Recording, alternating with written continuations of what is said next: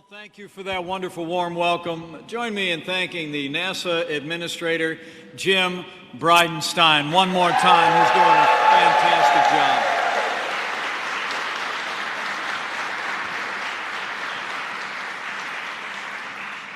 I want to thank you, Jim, for that kind introduction, and it really is my great honor, not just as Vice President, but as he said, as Chairman of the National Space Council, to be here in the heart of Silicon Valley with the men and women of NASA Ames Research Center, forging the future. What a great group. Got a lot to talk about today, about renewed American leadership in space and the role that NASA Ames will play and has always played in American leadership in the great beyond. But before I begin, allow me to take a moment to address a matter that I know is on the hearts and minds of people all across California and all across the nation. The shooting that took place at Saugus High School in Santa Clarita earlier today. 5 people were injured, and tragically, a 16-year-old girl and a 14-year-old boy have lost their lives. This was another heartbreaking day for students and parents in America. In this nation, we mourn with those who mourn, and we grieve with those who grieve. And to the families of those who lost loved ones, and to those who are critically injured, on behalf of the American people, I say from my heart, the hearts of every American are with you today. Our prayers are with you, and our prayers are with all the doctors, nurses, and hospital staff that are treating your loved ones at this very hour. I spoke to President Trump not long ago, and he asked me to convey his deepest sympathies to the families of the victims and the entire Santa Clarita community. I also spoke to LA County Sheriff Alex Villanova, and I informed him that President Trump has directed the full resources of the federal government to support local law enforcement efforts as the investigation goes forward. And our teams are already on the ground. And let me say, on behalf of the President, we commend the swift response of local law enforcement and school officials. They undoubtedly saved lives.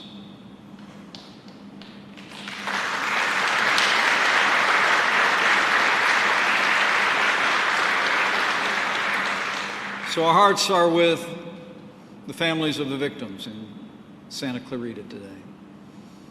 Our hearts are with everyone in that community in the difficult days that lies ahead. And so will they remain in our prayers. But to every American, and all of you gathered here, we say, this President and this administration will remain resolved to bring the scourge of mass shootings to an end, and we will not rest or relent until we end this evil in our time and make our schools and our communities safe again.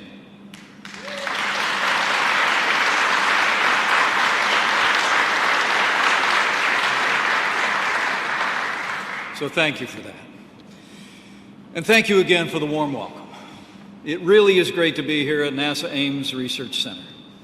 I passed through not long ago, but I promised to come back, because you all have been making history for a long time, and we're about to make even more history, and it'll pass right through NASA Ames and all of your incredible talents. It will. To Dr. Tu and all the innovators and visionaries here who are designing and building that bright future of American leadership in space, it's a great honor to join you here in the beating heart of Silicon Valley at NASA Ames Research Center. And let me bring greetings from that man I mentioned just a few moments ago, and a leader who is even more committed than your Vice President to securing American leadership on Earth and in the boundless expanse of space, I bring greetings from the 45th President of the United States of America, President Donald Trump.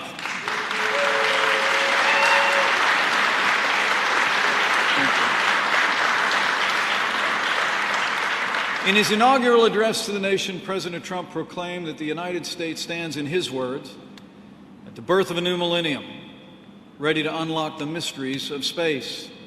So it's a particular honor for me to be here with all of you today, 3 years into that effort and that renewed American leadership, to stand in a place where 80 years ago this year, the United States established the second laboratory for the National Advisory Committee for Aeronautics, which was the precursor to NASA. From its earliest days, history records that it was Ames researchers who developed many of the groundbreaking technologies that have paved the way for modern aviation, space exploration, and cutting-edge computing. And you're doing it all the way through today. Innovators here at Ames have built some of the world's largest and most sophisticated wind tunnels, which have helped advance our understanding of aerodynamics and expanded our knowledge of flight, both in this atmosphere and in the outer worlds. And as I just learned talking to some of your team members, you even train and prepare some of the latest technologies to keep America safe and strengthen our national defense. Thank you, NASA Ames.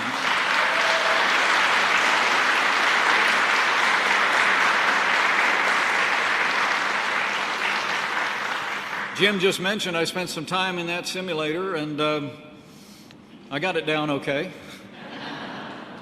But I have to tell you, I was very moved as I was getting ready to go in the simulator that I learned not only do they train astronauts that will be returning to the surface of the moon, but they also that same facility was used to train F-35 pilots. I just happen to be the proud father of a United States Marine aviator who flies one of them. So thank you, Ames.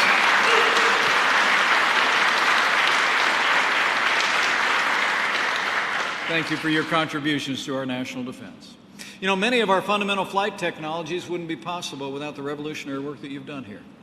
From the swept-back wing used in high-speed aircraft to the blunt body concept, which prevents spacecraft from burning up during planetary reentry, and the Viking lander, which was the first spacecraft in human history to perform experiments on Mars. It all came through here, through the technology and innovation of NASA Ames.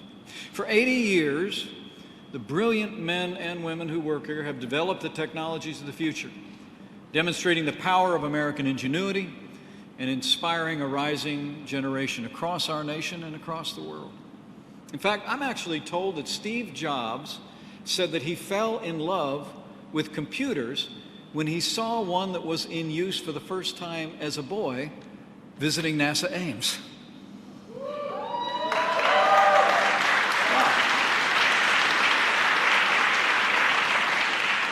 You've been inspiring generations, transforming American leadership and transforming our nation in so many ways. So on behalf of a grateful nation, let me just begin by saying thank you. Thank you to all of you at today's NASA Ames for carrying on the proud tradition of this great institution. Great job. Fantastic. You know, just as NASA Ames has been at the center of American leadership in space in years past, let me assure you, NASA Ames will be at the center of American renewed leadership in space for decades to come.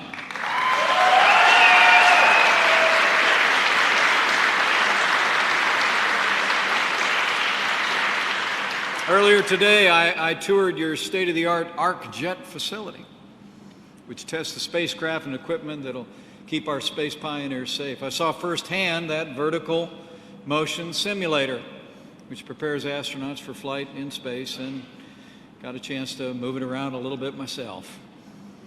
And I know all of you are proud to be developing the Viper rover that I got a first-hand look at, which will allow us to explore and perform experiments on the south pole of the moon in preparation for our return of human American astronauts to the surface of the moon.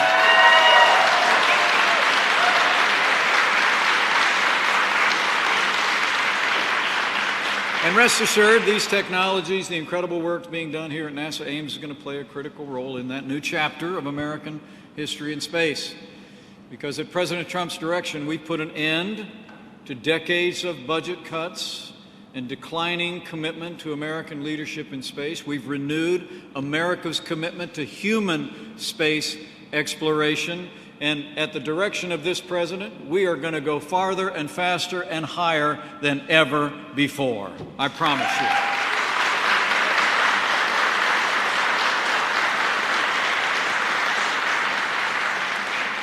And let me take a moment just to thank some great Americans who've come out of extraordinary backgrounds and experiences who are actually here with us today. The National Space Council was reestablished by President Trump shortly after our administration took office, but we brought together a group of extraordinary Americans in what we call the User Advisory Group. And they've been making recommendations and detailed proposals that President Trump has been implementing ever since. So join me in thanking the chairman of the User Advisory Group, Admiral Jim Ellis, and also Eric Stallmer and Fred Klipsch, three distinguished Americans who are making an incredible job. Thank you, Admiral.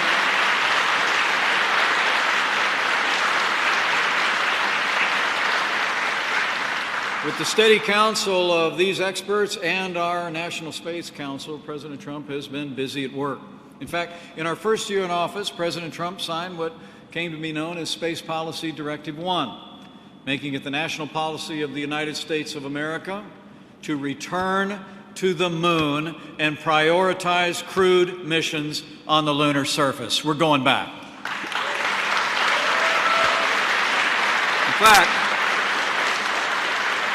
In fact, we're not only going back to the moon, but rather in just a matter of a few months, thanks to the energetic leadership of this president and the strong efforts that all of you have made, after years of being out of the launch business, we're going to be back. And before spring arrives next year, we're going to send American astronauts on American rockets from American soil back into space.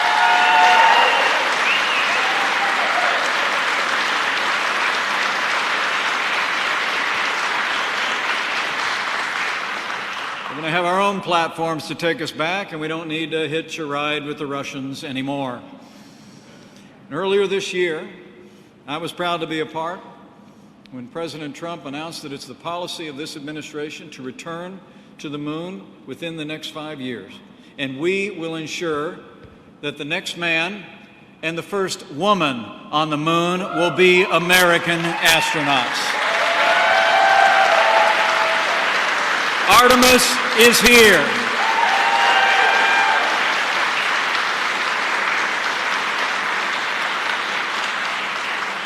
As the President reflected, we will return American astronauts to the moon for the first time since 1972 for long-term exploration and use, not only to plant our flag and leave our footprint, but to establish a foundation for an eventual mission to Mars.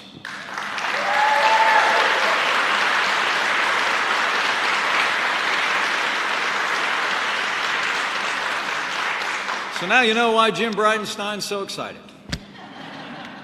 And I want to tell all of you here at NASA Ames, you're going to be busier than ever before.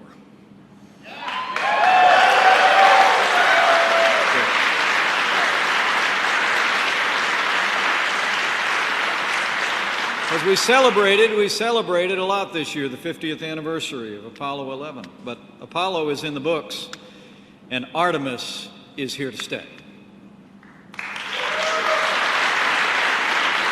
And I'm proud to report, thanks to all the work you're doing here, that we're well on our way to making NASA's new Moon to Mars mission a reality. And I really wanted to thank each and every one of you for your efforts. And unlike in years past, under this president's leadership, I'm proud to report, we not only have the will, we not only have the support of the American people, we not only have the greatest innovators and inventors, but we also have the budgets to match. We're going to give NASA the resources they need to accomplish their mission. In fact, this president has already signed into law the largest budget ever for this agency in the modern era, and we're about to add another $1.5 billion.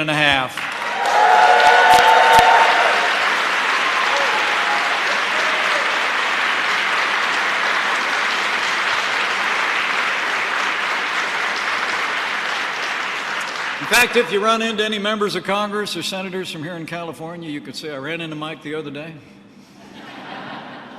and he said, 1.6 billion more. Put it in the budget. We'll get it done.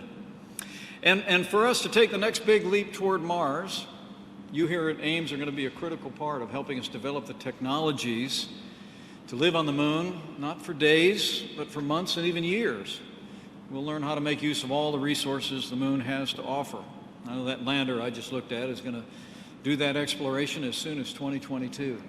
It includes mining oxygen from lunar rocks to fuel our reusable landers, extracting water from permanently shadowed craters on the South Pole, developing a new generation of nuclear-powered spacecraft that will actually help us fly further and farther and faster than ever before. Now, accomplishing these ambitious goals will require creativity, professionalism, energy. It'll also require technologies that were once considered science fiction. But here at NASA Ames, you've done it for decades. You make science fiction into science fact, and you make history at NASA Ames. And we're going to do it again.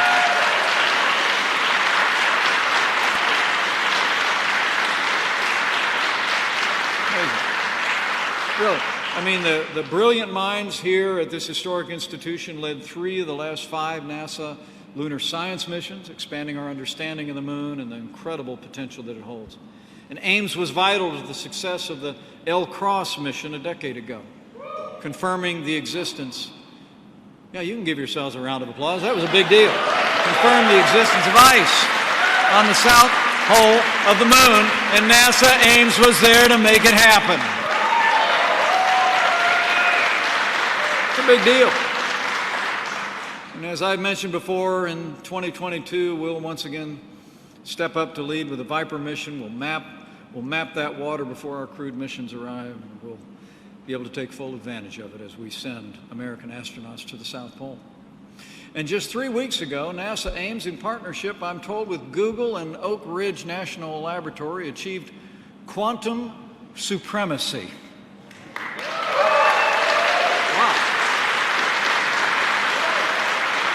Incredible feat of computing power that really is going to change how we design our spacecraft, operate outside our atmosphere, and conduct missions to the moon and Mars and beyond. And it all happened here. It all happened here at NASA Ames. Ames is proof that in today's age, the public and private sectors can achieve far more together than we ever have apart. And you just proved that in that effort. Not only are all of you here forging the technologies of the future, but the American companies that you work with are on the cutting edge of the space industry, developing the tools and instruments that help us unlock the mysteries of the universe as we journey further into space than ever before. You all are playing a critical role today, and you're going to continue to play that role, bringing together the best minds in America, once again coming here to NASA Ames to make it happen. And I'm proud to report that thanks to the President's leadership, we've taken action to unleash that private sector as never before. The President puts it pretty succinctly. He says, rich guys love rockets, so we're going to let them build them and innovate with all the people here at NASA Ames. And we've been doing it. And the National Space Council has offered the President changes to where we've been streamlining the licensing regimes that oversee commercial launch, re-entry, remote sensing operations. We've been removing outdated regulations that increase cost and stifle innovation. You know, I remember hearing in one of our National Space Council meetings that you actually had a completely separate launch permitting process depending on which launch facility that you went heavenward from. It's incredible to think about it. Well, we streamline all of that. We've encouraged a more stable space environment by developing the world's first comprehensive space traffic management system. And today, NASA is leading commercial-friendly efforts to plan the orbital platforms that will replace the International Space Station, as well as the lunar landers that will carry us back to the moon. And I really want to commend each and every one of you for the way that NASA and the way that NASA Ames are engaging the private sector to bring the best of America back to space. Keep it up.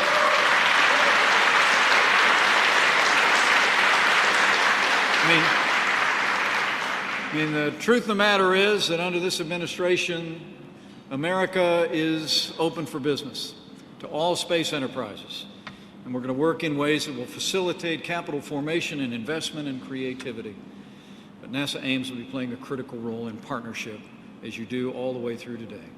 Already, I'm told in the first half of this year, we've seen almost as much invested in space companies as we did in the entire year before. In fact, in the last decade, get this, nearly $25 billion has been invested in nearly 500 different space companies. And I'm especially proud to say that the majority of those investments have been in American businesses and America's private space enterprise. America's leading.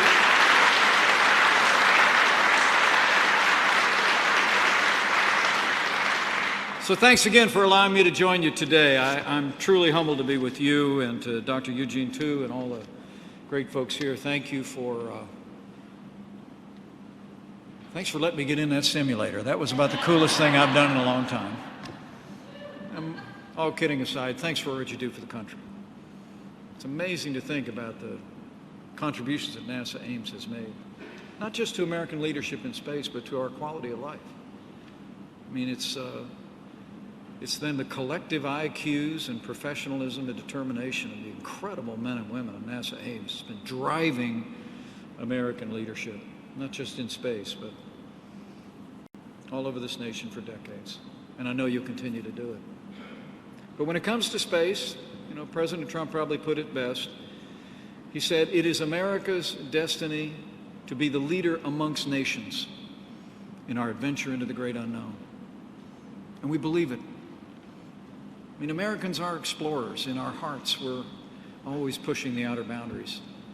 And that's always been the culture here at NASA Ames. And my challenge to each of you is it needs to continue to be. We know there will be challenges ahead. There will be what will seem to be insurmountable barriers. There will be problems that you'll have to science your way out of, just the way NASA Ames does all the time. We also know that there will be courageous men and women who strap on a spacesuit, climb into a capsule, and fly into the vast unknown. It'll involve hazard and hardship and sacrifice and determination. And I know the care with which you do your work here at NASA Ames will always be born of your deep admiration for those with courage enough to go. And we will give them the best equipment and the best technology to lead America into the vast unknown. We know that there were 3 courageous space pioneers we celebrated a lot this year, when 50 years ago they made their way to the moon. Just about a week ago, I planted a moon tree. You might even know what that is. At the Vice President's residence. And Buzz Aldrin was standing right next to me. And Neil Armstrong's son, Rick, was there as well. It was a very special day. But we reflected many times at many of the 50th anniversary celebrations, something that Buzz and Neil's son, Rick, made a point to tell me. And that was that there were 3 of them that went, 2 of them that walked on the moon. But they always thought the real heroes were 400,000 hard-working engineers, mathematicians, and innovators who made the most hazardous and dangerous and greatest adventure in human history happen. We celebrated 50 years of Apollo 11. We were celebrating all of you as well. So well done.